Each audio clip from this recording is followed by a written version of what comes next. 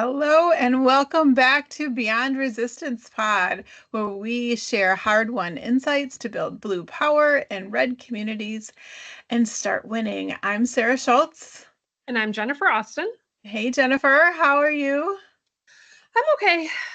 Yeah, Trying only to okay? get through my big to-do list. That's all. I know. I'm coming out of a 4-hour conference call, so I'm only doing okay too. We did have a quick break for lunch though, so that's good. Jennifer, what are you fired up about today? Okay, so I think you're going to appreciate this one. So for those of you who don't know, Sarah and I both love Broadway musicals.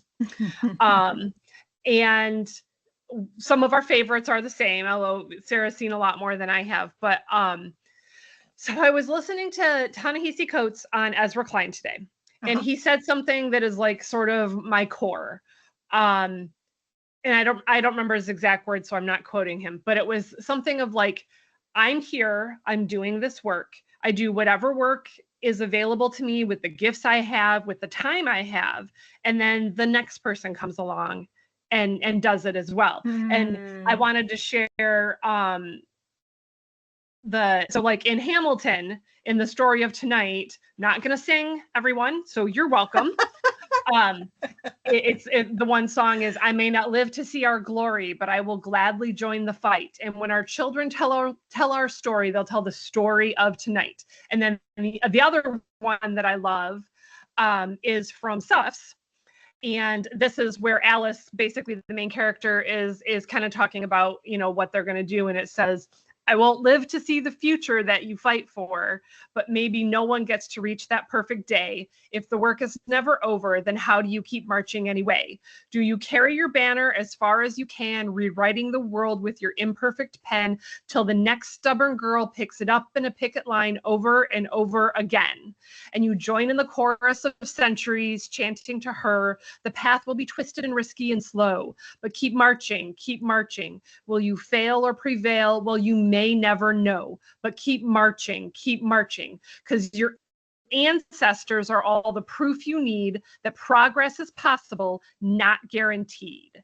And that, especially that last line, is one of my favorites, that progress is possible, not guaranteed.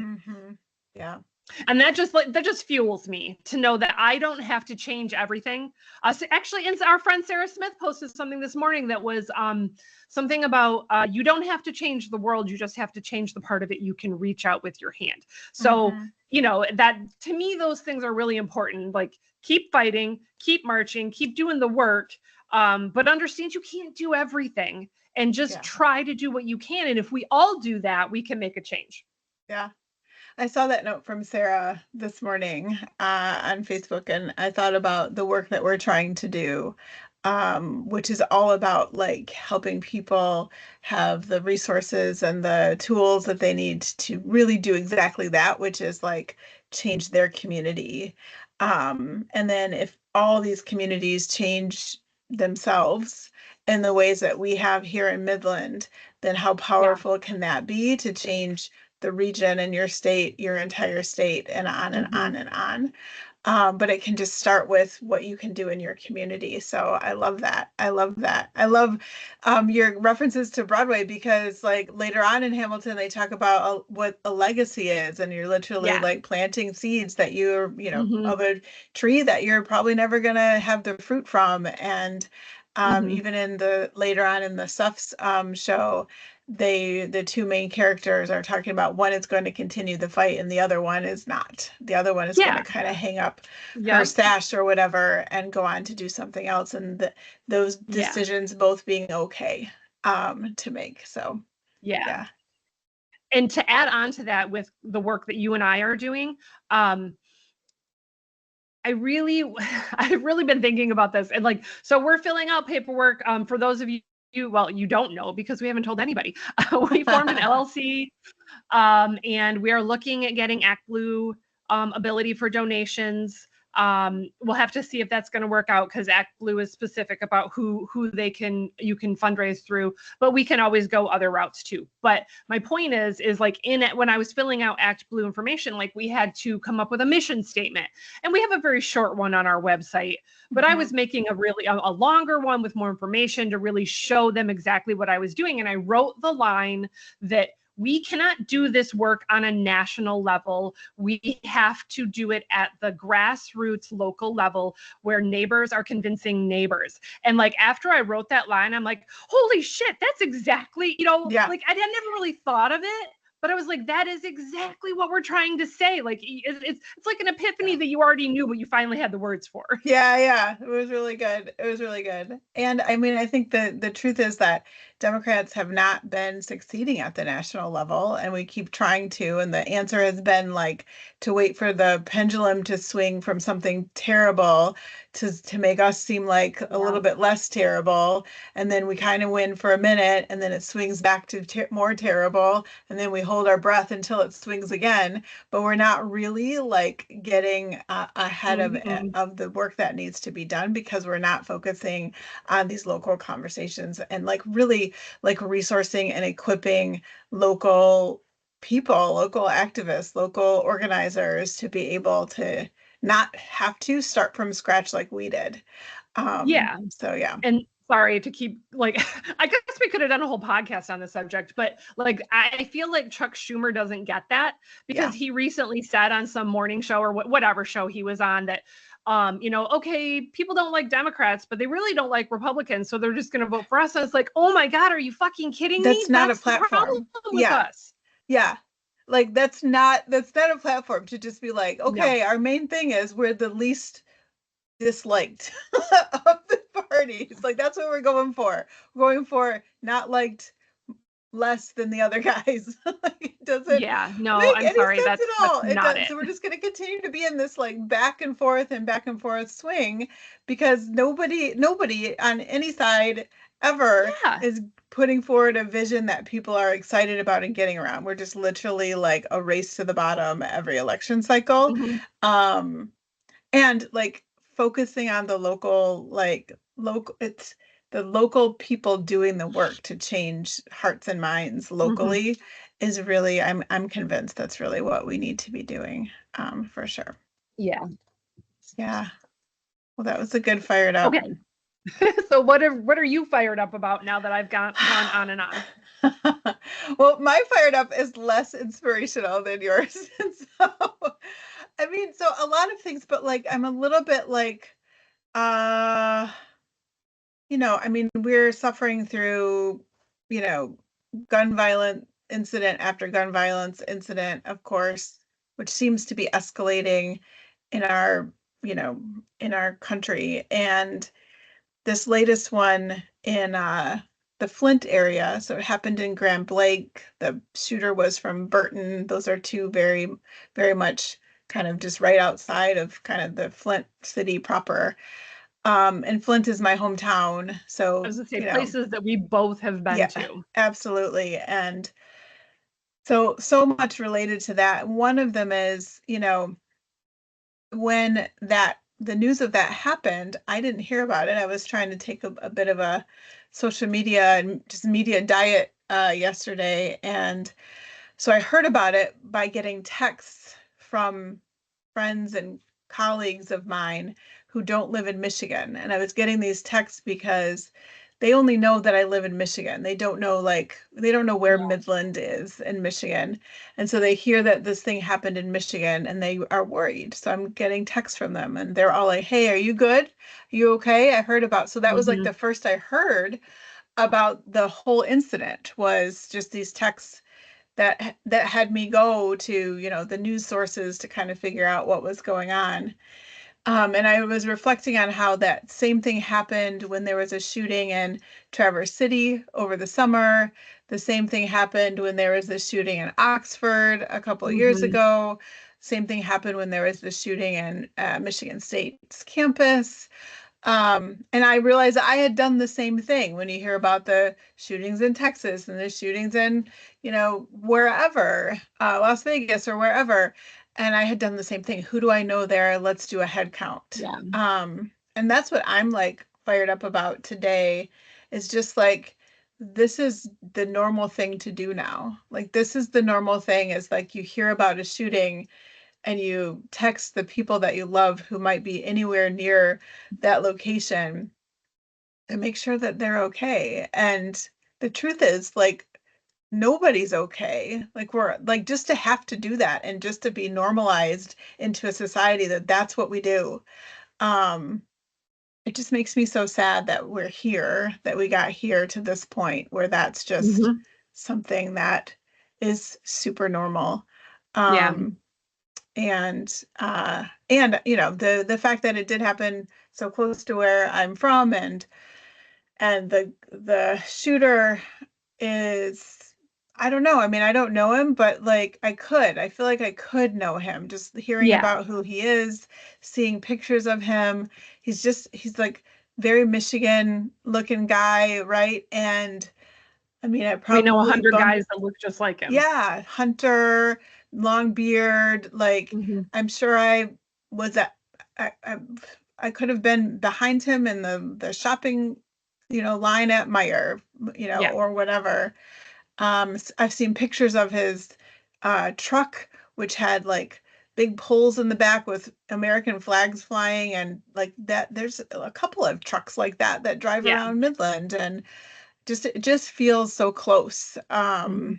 And all of them feel closer and closer and closer, but this one, um, yeah, I don't know. I'm fired up, and I'm also like just feeling a little hopeless about all of it today. Yeah, really, because I mean, in Michigan, so in 20, got to get my years right. Okay, 2022 to 2024, the Democrats had trifecta control of the governor's mansion, the state senate, and the state house.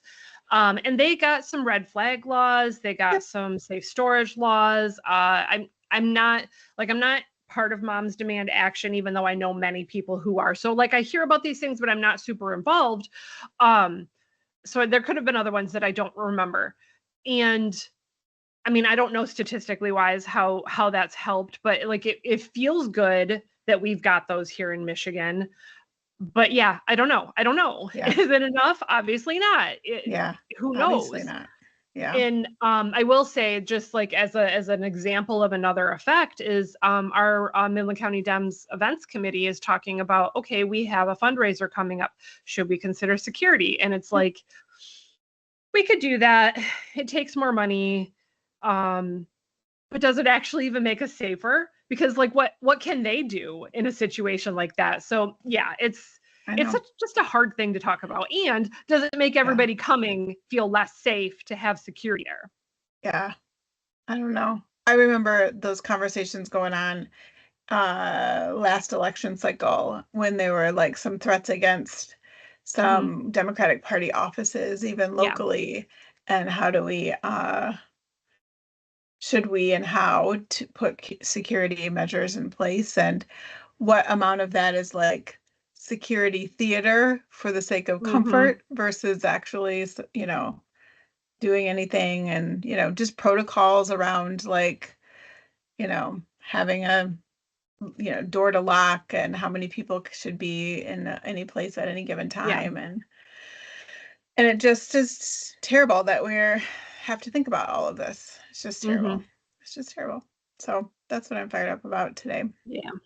unfortunately. Yep. Um, but I'm also fired up about all of the work that we're doing. And I know Yeah. that we talked about what we're going to do this week. We don't have a special guest, but we do have something special that's coming up in the not too distant future. In just a couple of weeks, we are going to be dropping our big blueprint for building blue power in red areas. We're super excited about that. And so we thought today we would talk a little bit about like the success that we've had in Midland, just a little bit of like sharing some receipts about what we've been able to accomplish in Midland over the years, just to kind of validate the stuff that we're putting out there and that we're saying. This is information that we've shared live with Democratic Party groups, and we thought we'd do that today. But first, I'd love to just talk about how um, the city of Midland has been thought of forever, right? So, like, just to set the stage, the city of Midland is like known or had been known as a Republican town, like super conservative. There's this idea that like, Midland would never ever vote for a Democrat. I experienced that kind of that thought that thinking when I first started running for office, and I was going down to Lansing and I was like, hey, I'm going to run for state house. Oh, great. Where are you going to run for? I'm like, oh, well, it's, the district that includes the city of Midland. And I would hear from almost everybody, oh, well, good luck with that, right? Because Yeah.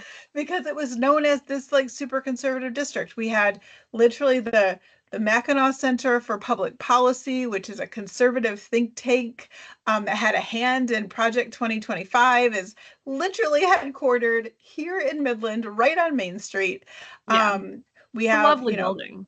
yeah, it's a nice new building and all the things. But we have Bill Schuette Sr., who is former Attorney General here in Michigan and candidate for governor, among other things, is from Midland, super wealthy family, like funds all the things.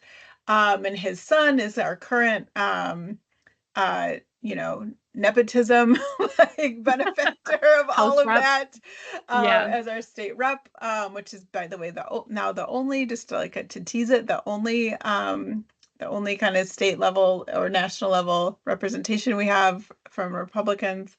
um, we were just known, right, as this like bastion of conservatism.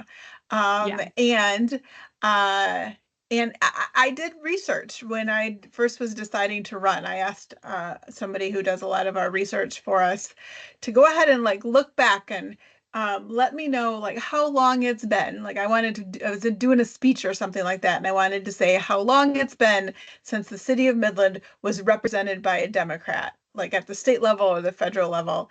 And he Hmm. looked and he looked and he looked, and the answer was basically never. Like it Sure. had never been. No.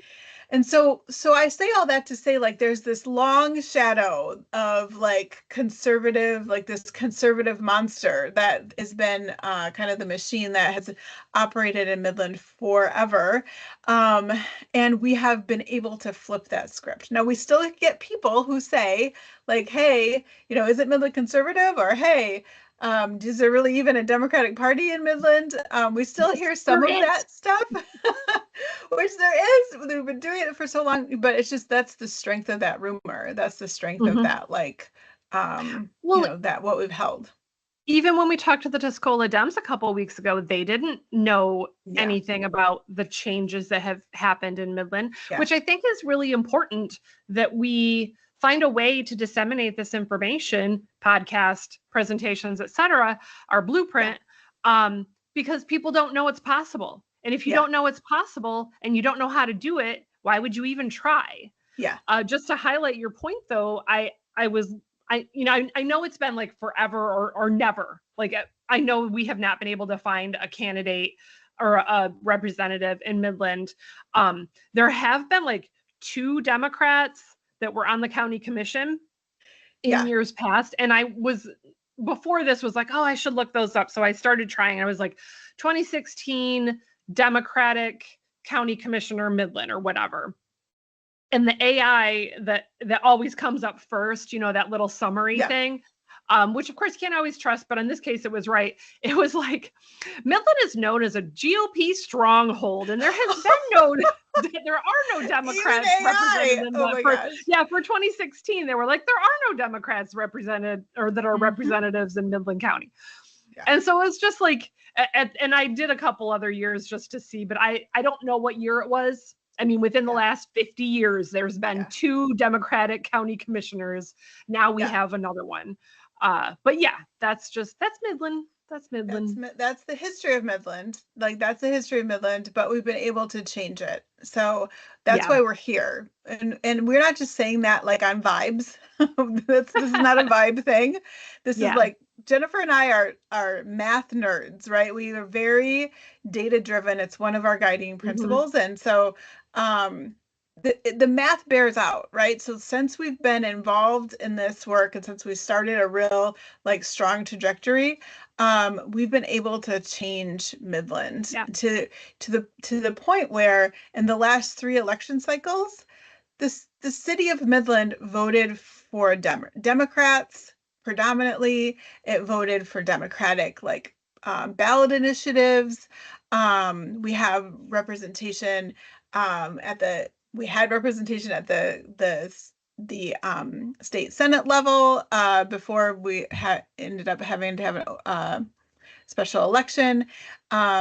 We have representation from our U.S. Congressperson. We voted for the Democratic governor. We voted for Kamala Harris. Like all of that has changed. And Yeah. anyone who feels like Midland is still conservative is just wrong. And you'll never Yeah. see me or Jennifer like light up social media You want to more fire us up, than that's what you can say. yeah, more than when someone says, "Oh my gosh, Midland's so conservative," and like you'll just see us both like just like go in right with all of the things, because we're not. So we thought Yeah. we would show you a couple of our math nerd charts. Jennifer, do you want to share your screen? And for folks listening, we can kind of describe it. I do, but first I just want to say one more thing. Like while I Oh, was sure. looking for those to see about county commissioners, I looked at 2016 election results. Literally, we didn't vote for the Democratic for governor. We didn't vote for the Democrat for AG. We didn't vote for the Democrat for Senate. We didn't vote for the Democrat, like nothing. There was no Democrat won Midland. And I was looking at county results. I could go back and look at specifically city, but I'm pretty sure that it was the same thing. Yeah. 2018, whole different story. County was still going red, but 2018 is when we started making those inroads into Democratic voters, and then just like every election since then has most of the city of Midland has gone for Democrats. Now let Yeah. me figure out how to share my screen. And while you're doing that, so and that's a really important date, right? 2018, 2017, 2018 is when we really started kind of capitalizing on, all of the people and the momentum that we could build and using these tactics that we're sharing in our blueprint and that we're going to share in our book eventually and we're going to share in our website so that that that watermark there in the timeline of Midland and where it starts to trend and eventually flip blue for all of these various different elections that happened when we started doing this work. So just the first one I picked was the Midland Democratic representation. We already talked about this, but just to give you kind of an idea of 2016, 2018, 2020, we had no Democrats. 2022, things started changing. Like we said, 2018 is when the city started going more blue. But because of the county or whatever district we were in, we didn't necessarily get representation. It wasn't until redistricting in 2022 that we were able to get some representation. 2022 and 2024. And I'll just say too about redistricting, right? Because I've heard some people say like, yeah, like yeah, when we redistricted, then we had you had competitive districts, and of course then that's why like Midland like switched, right? It's not all the work you've done in organizing, it's just the redistricting. To that I would say two things. One, the redistricting happened to our favor because of all the work we did organizing our efforts around redistricting. But two, the city of Midland didn't change. So if you look at the city of Midland, like regardless of what district it's in, and you look at the voting patterns in the city of Midland specifically, not just the district, then you can see that like regardless of what district the city is in, the trends have been toward blue. And so Yeah. Jennifer just put up this, our favorite graphs for us to take a look at. And if you look at the top left line graph, and I'll describe it for folks who are listening, you can see a couple of lines. And the line that we want you to pay attention to is the dark blue line, which shows the trend in the upward direction starting at 2016. That crosses the light red line, which is the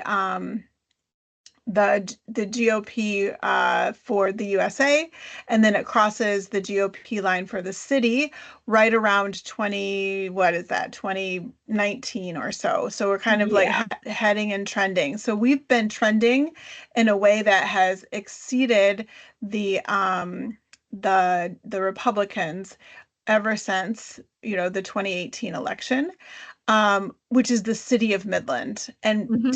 when you look at each election from there, the city of Midland, again, voted for Kamala Harris, voted for our Democratic governor, voted for the ballot initiatives around reproductive choice and around anti-gerrymandering and around other left-leaning ballot initiatives. We voted for a Democratic congressperson in Dan Kildee and in Kristen McDonald-Rivet.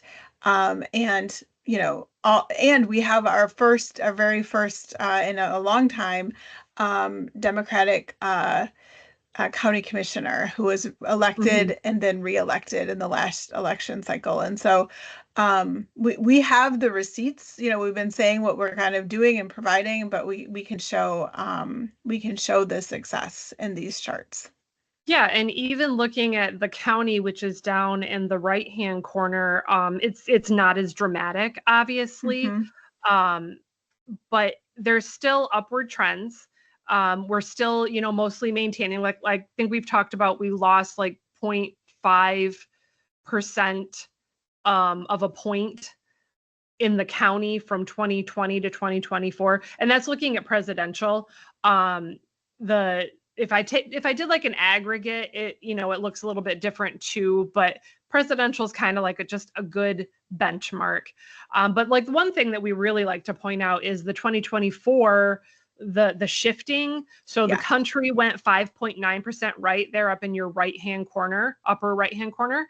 And then the state of Michigan went 4.5% right, if you're looking at an overall, while the city of Midland went 1% more left, and Hmm. we don't show this on here, but our county only went 0.5% right, which is just, I mean, statistically amazing that we Yeah. did that, and then the Yeah. rest of the country and the state went so far right. Absolutely. Yeah. So I mean that's like the aggregated kind of top level of what we can sort of prove that we've been able to accomplish. Jennifer and I are so excited about sharing this information because it's really like our passion to like share that this is possible, that there's success that in what we've been able to accomplish, and that you can do it too, right? So like it's a little bit of a pep talk out there to the world about like what can be possible. Um, the other thing that has shifted is just internally within the Democratic Party locally, right? So Jennifer, as the chair of the Democratic Party here in Midland, I wonder if you could talk a little bit about those changes. Yeah, I mean, it's been, so just we'll talk numbers real quick and then we'll kind of talk about vibes because Yeah. the numbers are concrete, but the vibes are what you feel. We've increased our fundraising like 400% from 2020 to 2024. And that's not even considering like what we did from 2016 to 2024, because I didn't calculate that because I wasn't chair then. The reason I calculated these is because I needed stuff for my resume. So some of this was important. But yeah, so like we increased our fundraising by like 400%. We increased our membership by 200 and some percent. We increased our email list by like 250%. Voter or volunteer participation. We had, I mean, at least 200 to 250 different people doing different volunteer jobs from January of 2024 to December of 2024.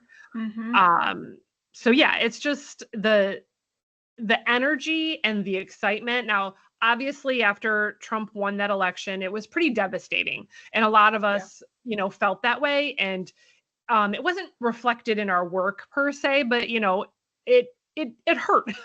And sometimes when you're hurt, you need to take a little bit of a break. But yeah, just the participation of people coming to the meetings and getting volunteers and talking to people randomly on the street. Sarah and I both occasionally will get somebody like, oh, hey, I know who you are. I want to talk to you about this political thing. So yeah, sometimes even when we go out for breakfast and it is not a Democrat, but a Republican who has heckled me in the past. And who's a business owner nice. And wants your business again. So now he's trying to now it's nice super nice because he owns a restaurant. And I'm not going to name it, but I just found it a little bit humorous. Yeah. So that's the stuff that we're super proud about. And we're, all of what we've been able to do, we tried really hard to boil down to the blueprint and to the book. And it's all of the stuff that we've been talking about.